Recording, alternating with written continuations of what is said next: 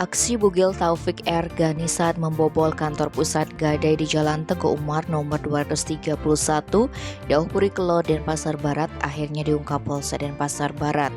Uniknya lagi, pria berusia 27 tahun tersebut ternyata selebgram yang memiliki 1 juta followers dan sempat pamer uang curian. Kapolsek Denpasar Barat Kompol Made Hendra Agustina didampingi Kasih Humas Polresta Denpasar Ibtu Ketut Sukadi menjelaskan, pengungkapan kasus ini bermula dari laporan korban Bagus Dharma lantaran mendapati pintu baja serta 2 kamera CCTV di kantor pegadaian tempatnya bekerja rusak. Selain itu, uang 3 juta rupiah raib.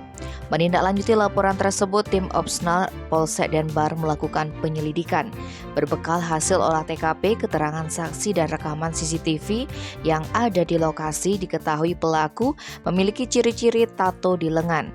Kemudian petugas mendapati ada akun TikTok @taufik, artis TikTok yang memiliki tato identik, sehingga petugas menelusuri keberadaannya. Akhirnya pria asal Manado, Sulawesi Utara itu diringkus di Jalan Legian, Kota Badung, Kamis 28 Juli. Ketika dimintai untuk menunjukkan barang bukti hasil kejahatan, Taufik malah mencoba melarikan diri.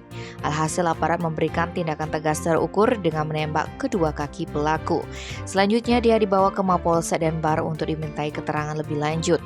Ternyata pria itu tercatat sebagai residivis kasus yang sama di wilayah Sumatera Utara dan Polsek Ubud karena membobol apotik.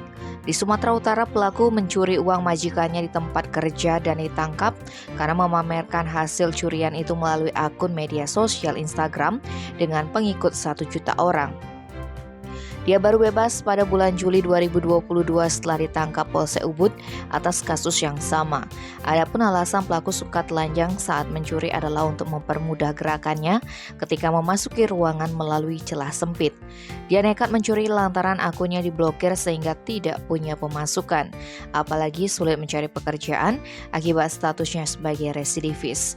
Atas perbuatannya, pelaku kembali terancam pidana penjara paling lama 7 tahun. Tim Bali Express melaporkan.